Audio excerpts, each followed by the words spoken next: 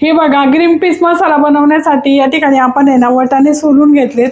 यानंतर बघा या ठिकाणी ना आपण मगज बी घेतलंय, तर मगज बी ना मी धुतलं आणि मग आहे ना एकदम हलकंसं तेल न टाकता भाजून घेतलंय. यानंतर बघा या ठिकाणी कांदा सुद्धा मी भाजून घेतलाय, लसूण घेतलाय, अद्रक सुद्धा तेलात आहे ना थोडंसं भाजून घेतलंय आणि इथे आहे ना अर्धा काजू सुद्धा भाजून घेतलेत. अजून बघा टोमॅटो भाजायचे राहिलेत, तर मी या ठिकाणी 2 टोमॅटो कट करून घेतले, ते सुद्धा तेलात आहे ना हलकेसे भाजून घेते. जास्त भाजून नाही घेतले, कारण जास्त भाजून घेतलं तर त्यामधील ना आंबटपणा निघून जातो, म्हणून अगदी हलकेसे भाजून घेतलेत. या ठिकाणी बघा आपला सर्व मसाला भाजून झालाय. तर आता भाजून झाल्यानंतर हा गरम आहे, याला थोडंसं थंड होण्यासाठी ठेवून देऊ. तोपर्यंत मी काय करते, या हंडीमध्ये ना वाटाणा टाकून घेते, स्वच्छ धुते आणि उकडण्यासाठी ठेवते. तर आपण याला हलकंसं आहे ना उकडून घेणार आहे आणि मग भाजी तयार करणार आहे. तर हलकंसं याला उकडून घेते. आणि बघा आपण वाटाणा धुवून घेतलाय. तर धुवून घेतल्यानंतर बघा एका ताटामध्ये काढून ठेवते आणि पाणी उकळण्यासाठी ठेवू याच हंडीमध्ये. तर उकळत्या पाण्यात जर वाटाणा आपण टाकला तर कलर हिरवाच्या हिरवाच राहतो, त्यामुळे ना पाण्याला उकळी आल्यानंतरच आपण यामध्ये वाटाणा टाकणार आहे. हे बघा पाण्याला छान उकळी आली, तर उकळीमध्ये ना हा वाटाणा टाकून घेते. तर बघा काही काही जण काय करतात, थोडीशी चिमूटभर साखर किंवा खाण्याचा सोडा टाकतात, पण मी काही पण यामध्ये टाकलेलं नाहीये. डायरेक्ट गरम एकदम उकळी आलेल्या पाण्यामध्ये वाटाणा सोडलेला आहे. तर बघा कलर एकदम हिरवाच्या हिरवा राहील याचा. आता एक 3-4 मिनिटं आपण याला उकडून घेणार आणि लगेच गॅस बंद करणार, म्हणजे कलर हिरवाच राहील आणि वाटाणे जास्त उकडले जाणार नाही. आता बघा यामध्येच कांदा, लसूण, अद्रक हे सर्व बारीक वाटून घेते ना. असं आपण वाटण तयार करून घेऊयात. हे बघा वाटाणा सुद्धा छान उकडतोय, बघा किती हिरवागार वाटाणा दिसतोय. बघा 3-4 मिनिटं झालेत, तर आता गॅस बंद करते.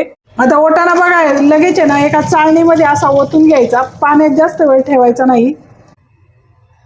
हे बघा वाटाणा आपण उकळत्या पाण्यात उकळून घेतल्यानंतर आहे ना काय करायचं, लगेच एका चाळणीमध्ये ओतून घ्यायचा, म्हणजे ना एकदम भारी आणि हिरवाच्या हिरवाच कलर राहिला. बघा या ठिकाणी तुम्ही बघू शकता किती हिरवा आहे. आणि जास्त वेळ जर तुम्ही गरम पाण्यात ठेवला तर लगेच आहे ना तो जास्त म्हणजे पिवळा पडायला सुरुवात होते. हे बघा या ठिकाणी मसाला एकदम बारीक वाटून झालाय. तर आता कढईमध्ये तेल टाकू आणि हा मसाला परतण्यासाठी टाकून देऊ. मध्येच मसाला आपण भाजून घेतला होता, तर यातच आता तेल टाकते. तेल गरम झाले तर यामध्ये हळद टाकते, घेतलेला मसाला टाकून घेते यामध्ये.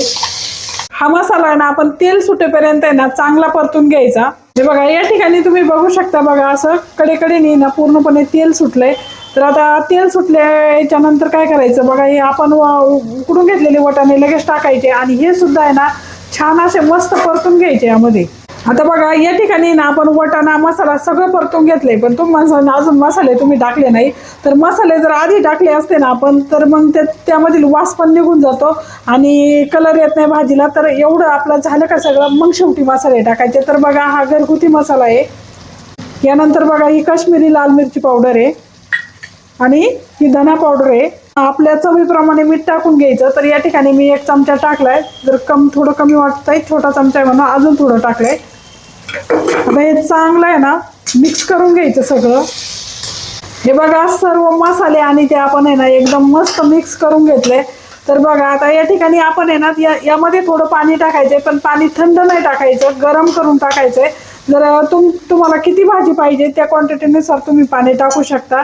तर आता मी थोडंसं पाणी ना बाजूला गरम करून घेते आणि मला जेवढं हवं आहे तेवढं टाकल मी यामध्ये.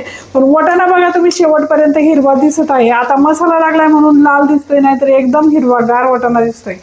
या ठिकाणी बघा आपला ग्रीन पीस मसाला भाजी तयार झाली. तर आता मी गॅस बंद करते आणि एका डिशमध्ये तुम्हाला भाजी काढून दाखवते.